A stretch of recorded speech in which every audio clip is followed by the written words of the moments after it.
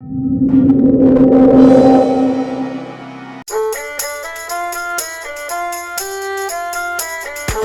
साहिब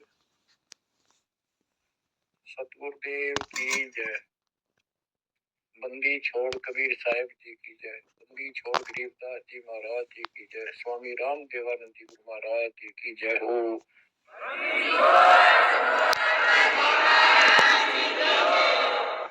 सर्व संतों की जय, सर्व भक्तों की जय, धर्मी पुरुषों की जय। श्री काशी धाम की जय, श्री सुडानी धाम की जय, श्री करोथा धाम की जय, श्री बरवाला धाम की जय। सत साहिब गरीब नमो नमो सत्य पुरुष को, नमस्कार गुरु की नहीं। सुर नर मुनि जन साधु, संतों सरस दीन। सतगुरु साहिब संत सब, दंडवतम प्रणाम। आगे पीछे मत हुए, इनको पूर्व। कबीर सतगुरु के उपदेश का, सुनिया एक विचार। जय सतगुरु मिलते नहीं, जाते नरक द्वार। नरक द्वार में दूत सब, करते खेचा तान। उनसे कभू नहीं छूटता, फिरता चारों खाने। कबीर चार खानी में भरमता, कबहू न लगता पार। सो फेरा सब मिट गया, मेरे सतगुरु के उपकार। जय जय सतगुरु मेरे की, जय जय सतगुरु मेरे की। सदा साहिबी सुख से वसियो, अमरपुरी के डेरे की। जय जय सतगुरु मेरे की, जय जय सतगुरु मेरे की। सदा साहिबी सुख से वसियो, सतलोक के डेरे। बच्चों, उस सतलोक की याद आती है, और जिस कारण से ये वाणी याद आती है तो शुक्र मनाया जाता है। आत्मा शुक्र मनाती है कि तुम तो सुख से जीवो, हमने तो कर्म फोड़ लिए। हम तो अपने कर्म भोग रहे हैं, तुम लक्की थे, समझदार थे, इस दुष्ट की बातों में नहीं आए। निर्विकार निर्भय तू ही, और सकल वैमान। जी साधो और सकल वैमान, सब पर तेरी साहिबी, सब पर तेरी साहिबी। तुझ पर साहिब नाम, निर्विकार निर्भय। आप अमर कथा सुन रहे हो, सत्यनारायण कथा सुन रहे हो, और आप कहीं भी बैठे हो, दाता ने कैसी दया कर दी। चलते फिरते बैठकर परमात्मा का गुणगान सुनो। बच्चों, ये सत्संग जो है, ये आध्यात्मिक पढ़ाई है, ये आध्यात्मिक शिक्षा है। इसको समझने के लिए भी काफी समय की आवश्यकता है। जैसे बच्चे स्कूल जाते हैं, यानी 15-16 वर्ष तक तो वो टोटली फ्री होते हैं। अपनी पढ़ाई करो, ट्यूशन लगवाओ, क्लास में पढ़ो। तो ऐसे करते करते वो विद्वान बन जाते हैं, डॉक्टर बन जाते हैं, इंजीनियर बन जाते हैं। और बड़ी बड़ी शिक्षाएं प्राप्त कर लेते हैं। इसी प्रकार आपको ये आध्यात्मिक लेक्चर अटेंड करते रहना चाहिए। संसारिक काम भी करो, शिक्षा ग्रहण भी करो, लेकिन ये शिक्षा साथ जरूर ग्रहण करो। इसके बिना सब व्यर्थ है। वो तो सिर्फ पेट के लिए, रोजी रोटी के लिए जो भी कर्म हम करते हैं सब रोजी रोजगार के लिए होता है, और वो रोजगार हम करते करते नुकसान हो जाता है। सब कुछ करते करते हानि हो जाती है, कोई लाभ नहीं मिलता। इधर कमाते हैं उधर रोग हो जाता है, यहाँ से कमाया उधर खत्म हो गया। तो परमात्मा के चरणों में आने के बाद, इसकी शरण आ जाने के बाद, तो ये इस तरह के कष्टों को कम कर देगा। परमात्मा की महिमा भी ना सुने, भक्ति ना करें और काम में ज्यादा ध्यान दें, कभी नुकसान ना हो जाए, और वो करते करते हो जाता है, फिर घर के रहते ना घाट के। इसलिए काम अवश्य करो, पर इसमें नागा ना करो। परमात्मा की महिमा अवश्य सुनो और भक्ति डेली करो, सुबह दोपहर शाम के परमात्मा की स्तुति। आजकल टनपट भी कर सकते हैं, मोबाइल घर घर है, उसमें लगाओ आरती, सुबह दोपहर शाम की आराम से सुनो। काम भी करते रहो, खाना बना रहे हो आरती चल रही है, वो बढ़िया, ध्यान आरती में रहेगा। जैसे ड्राइवर गाड़ी चलाते हैं, ड्राइविंग तो बहुत साल आदमी का काम होता है, लेकिन उसमें बातें करते रहते हैं, वो चलाता भी रहता है। इसी प्रकार इस समय का ऐसे सदुपयोग करो, सुमन भी करो, गाड़ी भी चलाओ, तो आरती भी लगा लो, उसके अंदर चलते रहो, सुनते रहो। तो परमात्मा ने आपके ऊपर रजा करने में कसर नहीं छोड़ रखी। और अब आप भी चौकस हो जाओ, सतर्क हो जाओ, समर्पित और दृढ़ हो जाओ। बच्चों, अपने को अपने घर का ज्ञान हुआ, अभी तक तो हमारे को अध्यात्म का सिर पैर भी ज्ञान नहीं था। और जब तक बच्चों हमें विश्वास नहीं होता कि परमात्मा कौन है, इसका प्रमाण कहाँ है, कहाँ प्रूफ है, और हमारी आत्मा इस बात को नहीं स्वीकार कर लेती क्या सचमुच यही सत्य है, तब तक हम भक्ति भी करते रहते हैं और आत्मा अस्थिर रहती है, मन अस्थिर रहता है। कोई भी कोई साधना बताता है, हम उसी को करने के लिए तत्पर हो जाते हैं। वो पहले वाली तो छोड़ते नहीं, और भी शुरू कर देते, क्योंकि हमें चाह है परम पिता की। हमें इस बात का एहसास है कि एक शक्ति है जो हमारे दुखों का निवारण करती है, किस्मत से भी अलग देती है। किस्मत में दुख आया, प्रारब्ध में कष्ट हुआ,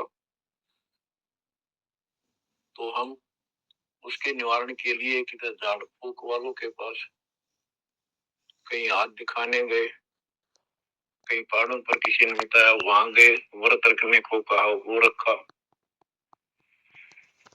हमने हर तरह से कोशिश की कि कोई सुख प्राप्त हो, ज्यादा धन प्राप्त हो, लेकिन ऐसा कुछ नहीं हुआ। वैसे कभी इत्तेफाक से कोई दाव लग गया, कोई हटकर कोई ऐसा लाभ होता दिखा हो गया, वो होना तो था कर्म का, प्रारब्ध में आ गया कोई और वो सूत बैठ गया, और हम और दृढ़ हो गए उनकी पूजाओं पर, उन गलत साधनाओं पर जो गीता में मना कर रखा है। दास अपनी बताता है कि आपके साथ भी अवश्य हुई है, आपको अब एहसास होगा।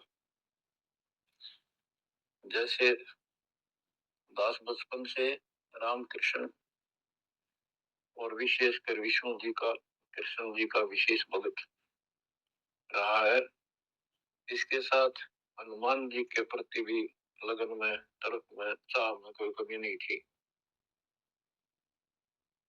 इस कारण से मंगलवार का व्रत रखना, किसी ने बता दिया कि जिला राजस्थान में सालासर एक स्थान है जहाँ पर हनुमान जी का बहुत प्रसिद्ध मंदिर है, वहां जाने से सारे सुख हो जाते हैं। तो दास सर्विस करता था। हरियाणा का एक शहर है, पंजाब से सटा हुआ डिस्ट्रिक्ट है। वहां से पता चला तो दास बैठ के ट्रेन में सालासर पहुंचा, शुरू उतरा, वहां से अन्य साधनों से वहां एक छोटा सा गांव सालासर, वहां एक छोटा सा मंदिर और उसमें एक पत्थर की मूर्ति, उसकी शक्ल भी ठीक सी कोई ना, हनुमान का वो आइडिया लगा गया था। उस समय ये सन 1978 की बात है। ऐसा कोई वहां पर ज्यादा भीड़ नहीं होती थी, हम सुबह आराम से दर्शन कर लेते थे। हद से हद 500-400 आदमी जाते थे। फिर देखते देखते 10 साल में वहां पर टेढ़ी मेढ़ी लाइन बनने लगी, यानी 4-4 घंटे में नंबर आने लग गया। और उस दौरान जैसे भी कोई राहत मिली, जैसे सर्विस लगी, पढ़ते थे, पास होते चले गए, हनुमान जी और श्री कृष्ण की जय जयकार। और जैसे हम पढ़ते थे, पास होते चले गए। तो ये श्रेय अपने इष्ट देवों को मानते थे, जो एक से अनेक थे, श्री विष्णु भगवान, कृष्ण जी, श्री राम जी और हनुमान जी, शंकर भगवान जी। यानी शंकर भगवान जी को पीछे नहीं रखते थे। और ये बता रखा था अगर माँ की भक्ति नहीं करनी, इसको विशेष ध्यान नहीं देते थे इसके ऊपर। फिर भी पास हुए, सर्विस लगी, पुत्र प्राप्त हुआ, फिर पुत्री संतान होती चली गई।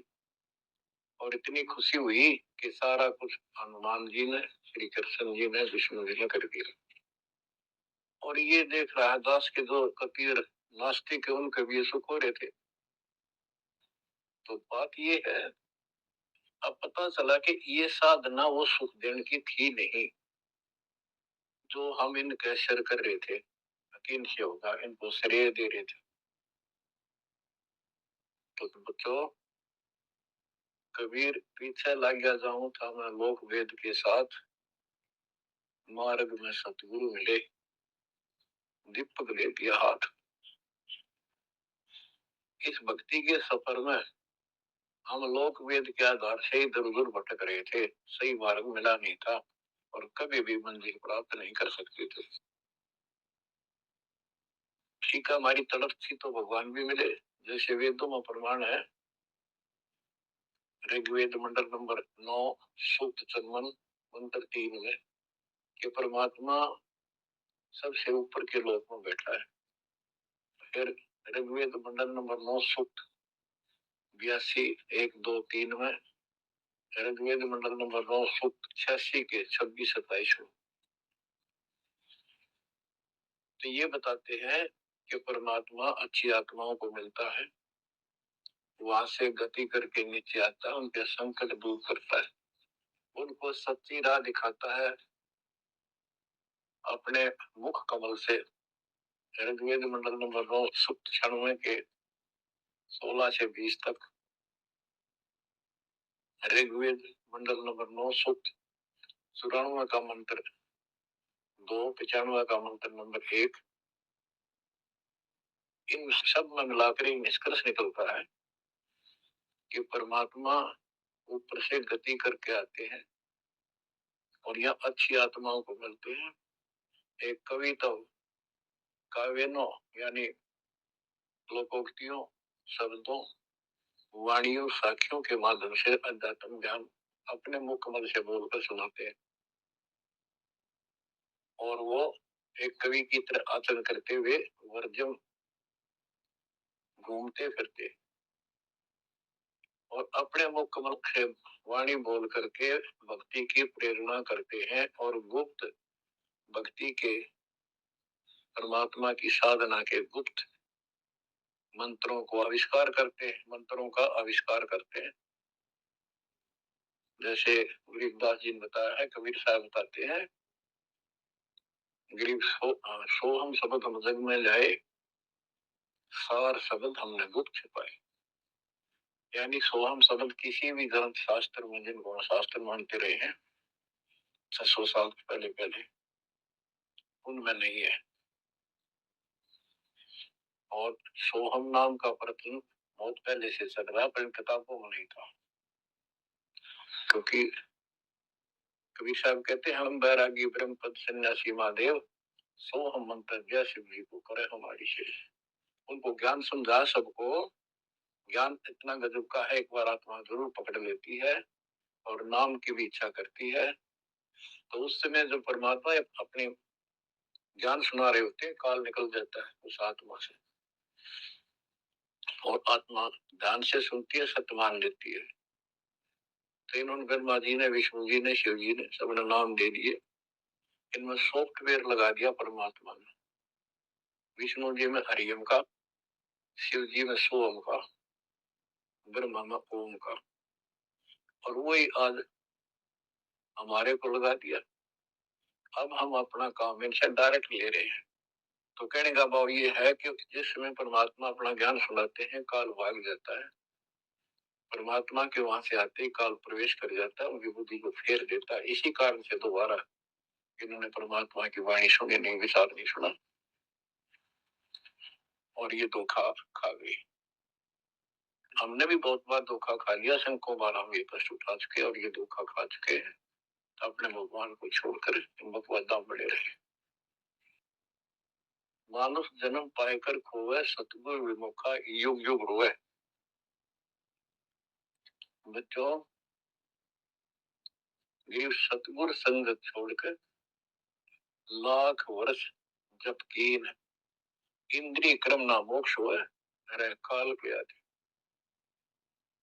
जैसे आपको बार बार समझाया जाता है कि सतगुरु से विमुख होने के बाद हम आज से 600 वर्ष पहले परमात्मा से विमुख हुए थे।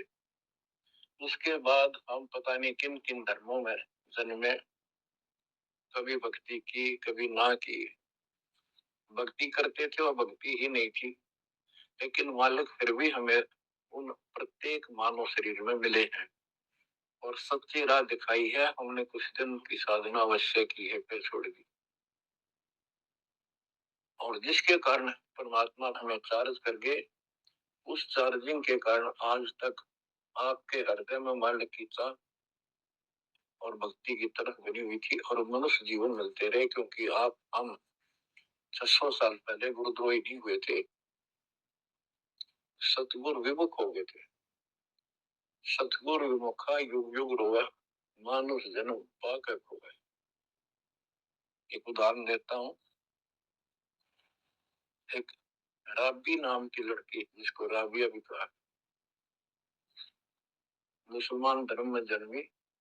वो पिछले सतयुग से मालिक की उनके साथ लगे थे, अपनी बेटी को, अपनी आत्मा के। गरीबदास जी ने बताया है कि कबीर साहब बताते हैं, दो जन मेरी शरण है। यानी एक बार किसी युग में चाहे वो 10 दिन भी नाम ले ले, फिर छोड़ दिया हो, मालिक उसको अपने खाते में लिखता है। और फिर उसको धीरे धीरे धीरे धीरे देखो, अपने पिता को देखो, हमारे लिए कितना कष्ट उठा रहे, उसको धीरे धीरे चार्ज करते रहते हैं, चार्ज करते रहते हैं, भक्ति की तरफ जन्म जन्मांतर बढ़ाते रहते हैं। उसी कर्म अनुसार, उसी क्रिया में वो लड़की आत्मा राबी बनी हुई थी। कि लड़की मुसलमान घर में जन्म था, 12-13 साल की बेटी थी, भेड़ बकरियां चला रही थी। और वो सारी सृष्टि के रचनहार हमारे पिता अपनी बेटी के लिए जंगल में पहुंच गए, घास फूस पर बैठ के जाकर बेटी के पास मुसलमान धर्म जनता का रूप बनाया। हमारे अंदर एक धर्म कर्म की ये भी एक समस्या है कि हम अपने धर्म वालों को महत्व देते हैं, दूसरों से नफरत करते हैं। ये काल की चाल है। इसलिए जाता सौ सब क्षेत्र में करूं अपने जन के काज, हिरण्यकशिपु जो मार दूं नरसिंह के साथ। अब्राहिम सुल्तान दम के बंदी बन के चले गए, एक नौकरानी बन के चले गए। क्या पड़ा था उनको? कोरडे खाए, नौकर बने, अपने बच्चे को नरक से निकालने के लिए कि तुम बालक हो, बुद्धि छोटी है, बच्चे की बुद्धि इतना काम नहीं करती, इस ज्ञान से आपकी बुद्धि विकसित होगी, आप कुछ दिनों में संकेत समझने लग जाओ। अब जैसे राबी को मालिक ने समझाया, तो बच्चों परमात्मा अपनी उस बेटी, उस आत्मा के राबिया के पास जाकर बैठ के जंगल में गर्मी सर्दी घास फूस के ऊपर बैठ के और उसको समझाने लगे, बेटी भक्ति किया करो। तो बच्ची थी जैसे उस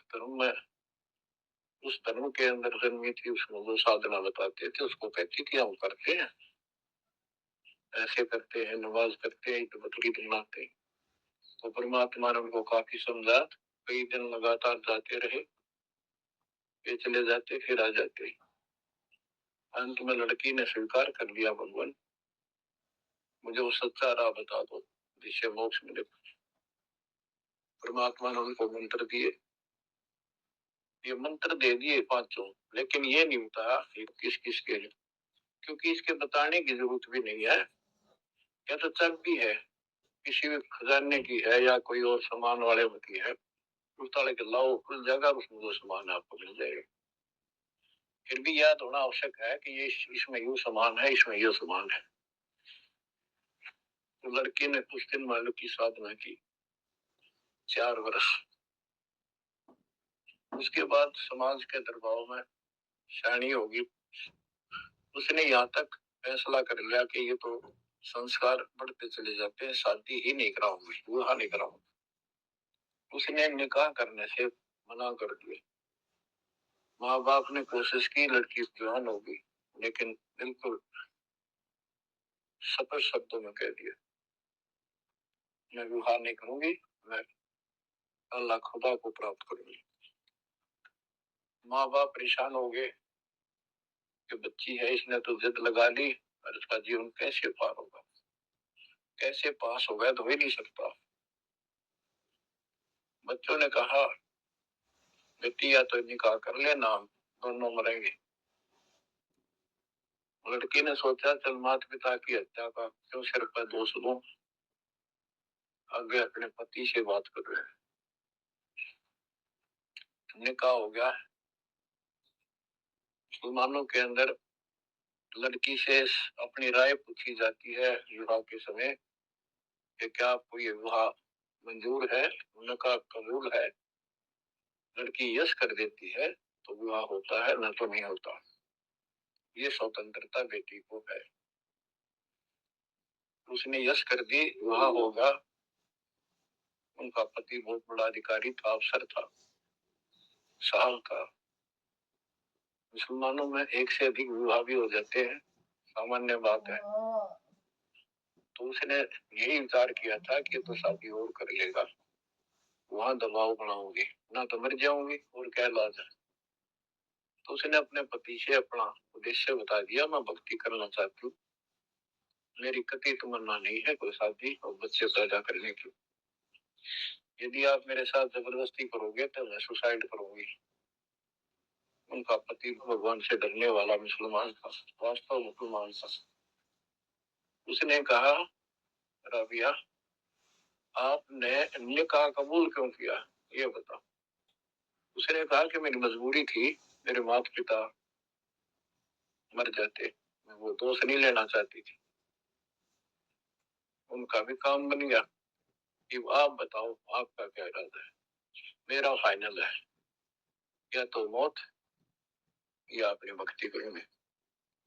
इतना दृढ़ विश्वास देखकर उसने कहा कि राबिया कोई बात नहीं, आप भक्ति करो, मैं अल्लाह के मार्ग में बात नहीं बन सकता, मैं भी भगवान से डरने वाला हूँ। लेकिन जैसे आपकी लोक लाज के कारण आपके पिता की समस्या प्रबल थी, इसी प्रकार समाज हमारा भी है, लोक लाज हमें भी है। आप मेरी दृष्टि में, मेरी तरफ से तो मेरी सिस्टर होगी, समाज की दृष्टि में मेरी वाइफ बन के रहना होगा। और बोली मुझे मंजूर है। उसके लिए अलग व्यवस्था कर दी, अपनी भक्ति कर, किसी चीज की कमी नहीं आने देंगे। उसने अपनी और शादियां कर ली। अब वो 50 साल की होगी, सब देखा कि ये तो बिल्कुल देवी का रूप है, पलक भी उठाकर नहीं देखती। ये पिछले संस्कार थे, वो बैटरी चार्ज थी, उसमें चाह थी, आगे बैटरी लगी नहीं, धीरे धीरे नष्ट होगी। यह रोड मारा काल हमारी, ये बहुत बड़ा षड्यंत्र है। सतगुरु कबीर साहब ने इसको कोई खोल नहीं सकता, इसे बचा भी नहीं सकता। इसलिए सतगुरु की शरण नहीं छोड़नी चाहिए। उसने अपने पति, जो संसारिक दृष्टि के पति से कहा कि मैं हज करने जाना चाहती हूँ। उसने कहा अच्छी बात है, जाओ, और कोई व्यवस्था ऊंट घोड़े की करवा देता हूँ, उस पर आराम से बैठ कर जाइए। बोली नहीं, मैं पैदल जाऊंगी, क्योंकि ये आस्था हमारी भगवान के प्रति अहंकार में नहीं, ऐसे जहां तोड़ बढ़िया है, ये वो शुरू से धारणा है। उसमें साधन भी नहीं होते थे, ऊंट घोड़े होते थे, रेगिस्तान में ऊंट ही चलते थे। बोली नहीं, मैं पैदल जाऊंगी। राबिया पैदल जा रही थी, रास्ते में कुआं था, उसको बाल्टी और नशा नहीं था। एक कुतिया वहां पर बहुत बुरी तरह रो रही थी, कभी कुएं की तरफ जा रही थी, राबिया के चरणों की तरफ आ रही थी। वो समझ गई कि प्यासी है और साथ में बच्चा है, मरेगी की, बच्चे भी मरेंगे। आओ देखा ना ताओ देखा, दया बिना दरवेश कसाई। वो दरवेश थी, संत थी, दयालु थी, असली मुसलमान थी। उसने अपने बाल पाड़े सिर के, रस्सी बनाई लंबी, 100 फुट नीचे पानी होता था, और फिर अपने कपड़े निकाल कर शरीर के उसके बांध कर नीचे भिगो कर बाहर टपकाए। निचोड़े एक मटके के टूटे हुए पात्र में कुतिया ने जी भर का पानी पिया, और लड़की ने अपने तो सिर के बाल पाड़े, थोड़ा बहुत खून निकला था, रक्त, ब्लड को साफ किया, कपड़े पहन लिए, मक्का के लिए चलने लगी। वो मंदिर उठ के मक्का कुएं के साथ आकर खड़ा हो गया। लड़की ने तो जाना ही मक्का में था, एकदम प्रवेश कर गई। उधर इब्राहिम सुल्तान अदम की पहले बॉडी में वो आत्मा गई हुई थी, क्योंकि परमात्मा उनको भी प्रेरित करते हुए आ रहे थे। जो इब्राहिम सुल्तान अदम बाद में सम्मान बना, तो जिनको ज्ञान हो जाता था, वो अपने धार्मिक मेलों में जरूर जाते थे औरों को समझाने के लिए। तो इब्राहिम सुल्तान अदम आत्मा वहां गई हुई थी, लोगों में चर्चा हुई, वे मक्का गया कहाँ, हद होगी, मंदिर ही नहीं है यहाँ पर। तब इब्राहिम सुल्तान अदम कहता है, गरीबदास जी बताते हैं, सुल्तान अदम मक्के गया, मक्का नहीं मकान, गया रांड के लैंड को कह अदम सुल्तान। वो बोले रे क्या बोल रहा था, फिर इतने में वो मक्का वापस आ जाता है, और उसमें से राबिया निकली। राबिया देखी, लोग वहां कर प्रवेश किया, देखा तो एक राबिया एक लड़की, उसने अपना परिचय दिया। पूरे मुसलमान समाज में ये बात फैल गई, चर्चा का विषय बना कि भक्ति हो तो राबी जैसी, भक्ति हो तो राबी जैसी। जिसके लिए मक्का उड़कर चला गया जहाज के समान, एयरप्लेन की समान। तो वह हज के लिए गए हुए व्यक्ति इब्राहिम सुल्तान से बोले, अरे भले आदमी, तो एक देवी को क्या कह रहा था, गया रांड के लेने को, कह तुम सुल्तान एक नकमी आत्मा को जो मक्का लेने गया है। तेरा तो भाई दिमाग खराब हो गया, ऐसी देवी के बारे में ऐसे शब्द बोले, तुझे पाप लगेगा, दोजख में जाएगा। तो उसने उनको बताया, ये कभी आत्मा इसके लिए आए थे, इसको वहां मिले थे ऐसे ऐसे, और इसने वो सत भक्ति छोड़ दी, क्योंकि परमात्मा साधु रूप में कहीं प्रकट हो जाते हैं, ये उनका एक नियम है, अच्छी आत्माओं को मिलते रहते हैं। तो उस इब्राहिम सुल्तान वाली आत्मा को बताया था कि ऐसे एक राबी नाम की बेटी है, उसको भी मैंने ज्ञान दिया, पर नालायक ने वो भक्ति छोड़ दी, दुख पाओगे।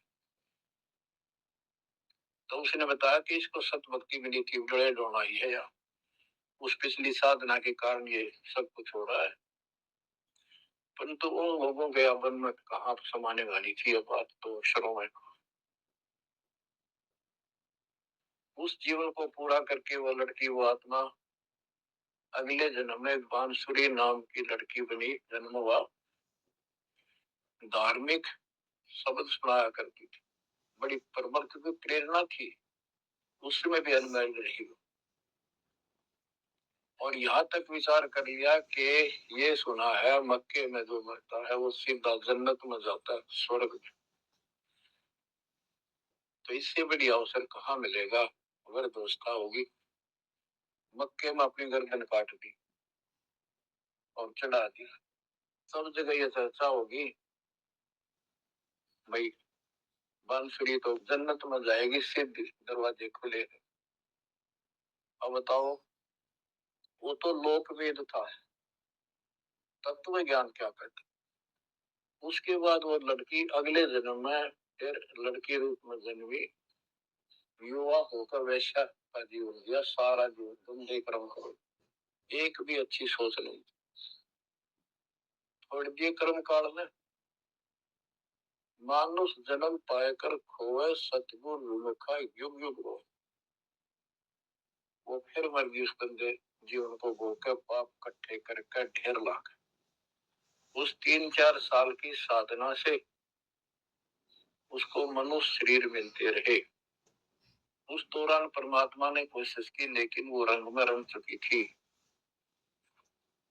बांसुरी वाले में खुद गायक बन गई, लोग प्रशंसक हो गए, बड़े बड़ी अल्लाह का ज्ञान सुनाती है। और वैसा बनने के बाद उसकी कर्म वैसे फूट लिए, अच्छे बात समझ नहीं आई।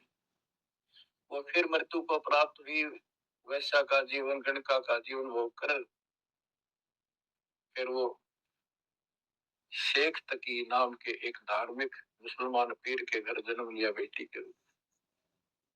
11 वर्ष की 12 वर्ष की आयु पूरी करके वो मर गई, समय संस्कार पूरा हुआ। परमात्मा कहते हैं सोच अच्छी में को अपने जन के काज, उस आत्मा को फिर अपने चरणों में लेना था, अपनी प्यारी आत्मा। जो जन मेरी शरण है ताका हूं मैं दास, केल के लाग्या करूं जब लग धरती आकाश। तो कारण बनाया, शेख तकी के मन में ये धारणा पैदा की कि राजा सिकंदर लोधी से, जो उसका धार्मिक पीर था शेख तकी, उसने कहा कि आप कहते हो इसने, कबीर ने रामानंद जी को जीवित कर दिया, गर्दन काट दी थी आप, और आपका जन्म का रोग ठीक कर दिया, कमाल जिंदा कर दिया। वो तो वैसे उसमें सदमे में था, वो ऐसे वैसे हो जाता, इस बात उसको जीवित होना था, इसका कबीर का नाम बन गया। जब जानू मैं इसको, मेरी बेटी को जिंदा कर दे जो कब्र में दबी हुई है, 15-20 दिन हो गए। तो कबीर साहब से कहा गया, कबीर साहब ने कहा कि आसपास के लोगों को बता दो कि आ जाओ, एक कमाल होगा। उस शेख तकीर ने ढिढोरा पिटवा दिया कि इसकी बेइज्जती हो तो छक्का हुआ है, मूर्ख बना रहा। उधर कबीर साहब ने कह दिया कि भाई खूब बुला लो, आसपास जितने बुला सकते हो, सबके सामने देखते हैं परमात्मा की क्या रजा होती है। हजारों व्यक्तियों के सामने कबीर साहब ने कहा एक शेख तकी की बेटी जीवित हो जा। कब्र खुलवा दी, उसमें 100 पड़ा था। कहा एक शेख तकी की बेटी जीवित हो जा, लड़की नहीं जीवित हुई। फिर दोबारा कहा, फिर भी जीवित नहीं हुई। शेख तकी नाचन लग गया, खुल गई पोल डोगी की, देखो ये बकवास करता था, सुन लो भाई, ए डोंगी पाखंडी झूठा। तो परमात्मा ने कहा कि शेख तकी तू कोशिश कर ले। तो दूसरे बोले जी ये कुछ करने जोगा होता था, अपनी बेटी ने कौन मिट्टी में दाबा है, आप पर दया करो। तब कहा है कबीर की बेटी जीवित हो और बाहर आ बेटा। इतना ही कहना था, सारा शरीर में कंपन हुई, डेड बॉडी जीवित होगी और उठ के बेटी बाहर आ गई। मालिक के चरणों में मस्तक टेका। 1.5 घंटा तक अपनी पिछली गलतियां और कबीर भगवान की समर्थता सबके सामने बताई और कहा कि ऐसे ऐसे मुझे भगवान मिले थे अल्लाह। एक खुद अल्लाह अकबर है, पूरी सृष्टि के रचने वाले, सबके दुख दूर करने वाले। मेरे कर्म फूट गए, मैं इनको छोड़कर ऐसे ऐसे गंदे जीवन जी के मैं आज फिर इनकी कृपा हुई, मेरे कोई मनुष्य जीवन शेष नहीं था। पशु पक्षी बनने वाली लाइन में खड़ी थी, ये परमात्मा वहां पहुंचे और धर्मराज के दरबार से मुझे पेश किया। वहां से मेरे कागज निकाल दिए और मुझे साथ लेकर यहाँ के छोड़ा है। बोलो सतगुरु देव की जय हो, बंदी छोड़ कबीर साहिब की जय हो।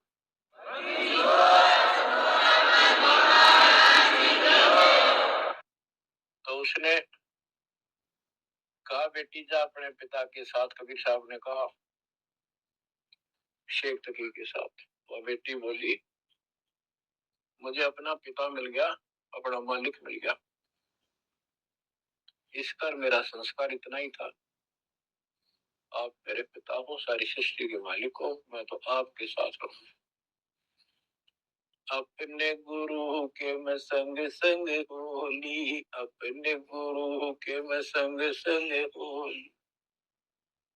सखेरी मोहे नेकन आई लाज, आज मोहे गुरु तरस दिखाए।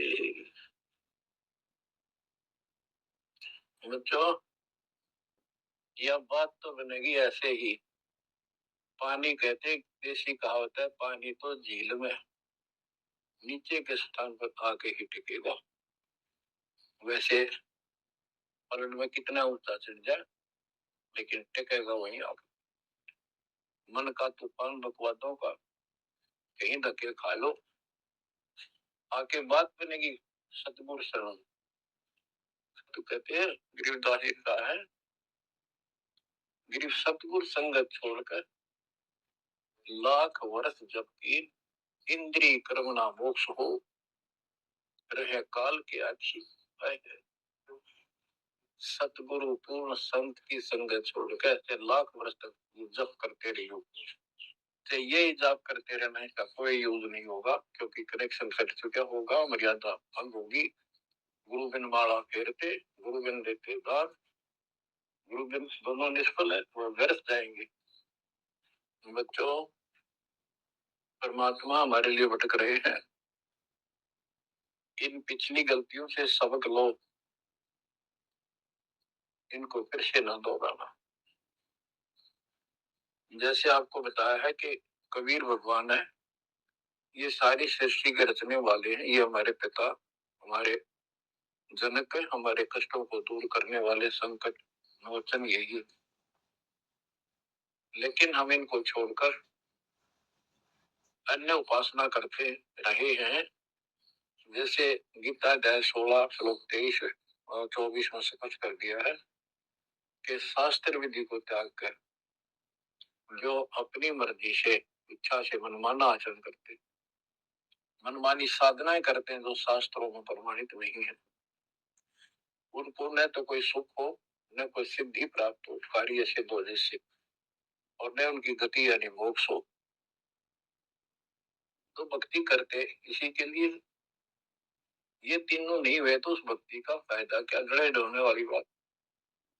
तो बच्चों आपको बताया, सभी वेदों और ग्रंथों से सिद्ध कर दिया कि कबीर भगवान है। वेदों को तो पूरा विश्व मानता है और हिंदू समाज तो इस पे कुर्बान है। उसके बाद दूसरा नंबर गीता, वेदों से भी प्रथम आ चुकी है वर्तमान में, क्योंकि इसमें ज्ञान बिल्कुल संक्षिप्त में और बहुत सीरीज में। तो इसलिए इनमें सबसे आपको प्रमाणित कर दिया कि कौन सी भक्ति करनी है, कौन सी ना करनी है। गीता श्लोक 23 में, तो 16 के 23 में तो बता ही दिया कि शास्त्र विधि को त्याग कर मैं अनाथन कर्तव्य को कोई यूज नहीं। 24 में कहा कि इससे तेरे लिए अर्जुन शास्त्र ही प्रमाण है, कर्तव्य तो साधना करने योग्य है और अकर्तव्य जो ना करने वाली है, इन्हीं के आधार से करो। गीता अध्याय 9 श्लोक 25 में कहा कि भूत पूजने वाले भूतों को प्राप्त होंगे, पितर पूजने वाले पितरों को प्राप्त होंगे, देवताओं की भक्ति करने वाले देवताओं को प्राप्त होंगे, और मेरी भक्ति करने वाला मुझे प्राप्त होगा। अपनी साधना का पूरी गीता में 8वें अध्याय के 13वें श्लोक में एक मंत्र बताया है, ओम इति एक अक्षर, ओम इति एक अक्षरम व्यवहारण माम मम ब्रह्म अनुसमरण। ओम इति एक अक्षरम मम मम ब्रह्म यह पर्याप्ति तजन देव से याति प्रभाव। मुझ ब्रह्म का केवल एक ही मंत्र है जिसका जाप करना अंतिम शास्त्र दोष की साधना करता है, वो मेरे से इस ओम से प्राप्त होने वाली गति को प्राप्त होता है। वो गति कौन सी है, इसके लिए आपको, क्योंकि ये एक लेक्चर है, पीरियड है जो दास आपको दे रहा है, और इसमें टीचर पहले दिन से लेकर 1 साल तक यह पढ़ावा है, तब जाकर के बच्चों के दिल में स्वभावत है 100 बार पढ़ा ले तो भी पढ़नी पड़ती है, तभी उसके ऊपर विश्वास उतर जाता है, वो मैदान में जम जाती है। श्री देवी भागवत के 6ठे सकंद में हिमालय राजा को वो देवी का परम भगत था, कुछ बातें नहीं हो रही थी, तो उसने कहा मुझे मोक्ष दो। धन तो बहुत दे दिया आपने, तो उसने कहा मोक्ष ये झूठ बोले ने ज्ञान तहनी, और उस भक्ति का ज्ञान इनको क्योंकि उन्हें वो खत्म कर दिया जो मूल ज्ञान था, सूक्ष्म वेद का वो पार्ट हिस्सा। तो इसने कहा कि ओम का जाप कर। राजा हिमालय से श्री देवी ने कहा, दुर्गा ने, ओम का जाप कर और सब बात छोड़ दे, वो ब्रह्म दिव्य आकाश रूपी ब्रह्म लोक में रहता, उस ब्रह्म को प्राप्त हो जाओगे, तुम्हारा कल्याण हो। गीता अध्याय 8 श्लोक 16 में बताया है कि ब्रह्म लोक में गए वे भी सब पुनरावृत्ति में है। गीता चारों वेदों का सारांश है, ये वेद है, जितना इसमें वेदों वाला ज्ञान है वो सत्य है, कुछ काल ने अपना मिलावटी किया है, वो अलग दिखाई देता है, वो केवल युद्ध कराने के लिए अटकलबाजी इसने की है, और बीच में अपना तड़का भी लगाया है, और साफ निर्णय हो गया, क्योंकि सूक्ष्म वेद सब कुछ है, उससे सभी छट गया अलग अलग से, ये गलत है ये ठीक है। तो ब्रह्म लोक में गए वे भी पुनरावृत्ति में पुनर्जन्म होता है। गीता अध्याय 4 श्लोक 5 में इसने स्पष्ट कर दिया, तुम तेरे मेरे बहुत जन्म हो चुके हैं, तू नहीं जानता नहीं है। गीता अध्याय 2 श्लोक 12 में यही 10 के 2 में बताया कि मेरी उत्पत्ति तो हुई है, लेकिन ये ऋषि देवता नहीं जानते, क्योंकि ये मेरे से उत्पन्न हुए।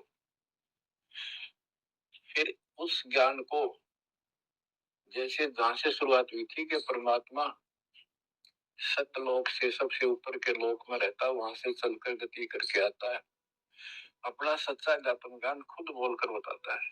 गीता अध्याय 4 श्लोक 32 में, ये कोड वर्डों में है गीता ज्यादातर, उसमें बताया कि जो ज्ञान ब्रह्मण मुखे सचिदानंद घन ब्रह्म ने अपने मुख कमल से बोली वाणी में बोला है, उस वाणी में विस्तार के साथ लिखा है, उससे ये पूर्ण मोक्ष होगा, फिर कभी जन्म मरण नहीं होता। उसके बारे में 4 अध्याय के 34वें श्लोक में कहा है कि उस ज्ञान को तत्वदर्शी संतों के पास जाकर समझ, उनको दंडवत प्रणाम करने से, कपट छोड़कर उनकी सेवा करने से तो तत्वदर्शी संत दे तत्व ज्ञान का उपदेश करेंगे। गीता अध्याय 15 श्लोक 1 में स्पष्ट कर दिया है, जो इस उल्टे लटके हुए संसार रूपी वृक्ष की के सभी विभाग का नारा नारा ज्ञान बता देता है, सभी विभागों का पार्षद सवेदवित वो वेद के तात्पर्य को जानने वाला है। गीता अध्याय 15 श्लोक 4 में कहा है कि उस तत्व ज्ञान के प्राप्त होने के पश्चात उस तत्व ज्ञान रूपी शस्त्र से इस ज्ञान को काट के, यानी तत्व ज्ञान को ठीक से समझकर उसके पश्चात परमेश्वर के उस परम पद की खोज करनी चाहिए। जा जाने के बाद साधक फिर लौटकर संसार में कभी नहीं आते और उसी की भक्ति करो जिसने सारे संसार रूपी वृक्ष को बनाया है, सृष्टि रची है। बच्चों, ये है वो तत्व ज्ञान, ये है वो मूल ज्ञान, सार ज्ञान, निष्कर्ष निकाल के रख दिया गया है। अब गीता बोलने वाले ने कहा है कि उस तत्व ज्ञान के अंदर सब कुछ निष्कर्ष है, उसको समझो। यही कुरान शरीफ के अंदर, कुरान मजीद के अंदर सूरत फुरकानी 25 आयत 52 से 59 में यही स्पष्ट किया है। वो कबीर नाम का परमात्मा है जिसने सारी सृष्टि रची, जिसने सब आपको संतान माता पिता का रूप दिया, सबके कर्मों को वो काटने वाला है, सबके कर्मों को ठीक से जानता है। 6 दिन में सृष्टि रच के जो 7वें दिन तक प्रजा विराजा, उसकी खबर किसी बाखबर से पूछो। गरीबदास जी कहते वेद कतेब एक है भाई, और वेद कतेब का ज्ञान है दूर, वो संतों का मार्ग दूर। ये अधूरा ज्ञान है, जब इसमें स्पष्ट है ही नहीं, जब ये कह दिया कोई और बताओगा तो वो और अब आपके सामने है, आपको प्राप्त हो चुका है। अब भी बच्चों नहीं समझोगे तो कौन सी विधि अपनाए जो आपकी आंखें खोले। कबीर द्वार धनी के पड़ा रहे, धक्के धनी के खावे, 100 काल वही पर द्वार छोड़ नहीं जाए। अब आपने इतना करना है, इस ज्ञान को समझकर मालिक से दूर ना हो, सतगुरु विमुखा मत हो जाना। इसमें आपको अच्छा लगे चाहे कोई कष्ट लगे, वो कष्ट भी गॉड गिफ्ट होगी। हो सकता पता नहीं कौन सा पाठ सा कष्ट आपका हल्के में टल रहा हो, पर जल्दी ना करा करो। और तो धरती पर कहीं जा रही हो तुम्हें कभी राहत नहीं मिलेगी। तो बच्चों, मानत ना मन मोरा साधो, मानत ना मन मोरा रे, बार बार मैं ये समझाऊं जग में जीवन थोड़ा रे, बार बार मैं ये समझाऊं जग में जीवन थोड़ा। दुविधा दुर्मति चतुराई में जन्म गया नर तोरा रे, अब भी आने में लो सत्संग में, गुरु गुरु ज्ञान पर गौरा रे। अब भी आने में लो सत्संग में, गुरु गुरु ज्ञान पर गौरा रे। शरण पड़े को गुरु संभाले, जानिक बालक भोला रे। कहे कबीर तुम संग चित राखो, जो सोई में डोराए। कहे कबीर तुम संग चित राखो, जो सोई में डोरा रे। मानत ना मन मोरा साधो, मानत ना मन मोरा रे, बार बार मैं ये समझाऊं जग में जीवन थोड़ा। बच्चों, जैसे धागा सुई में चिपका रहता है, ऐसे लटके रहियो परमात्मा के दास के चरणों, मोक्ष मिलेगा सच्चाई।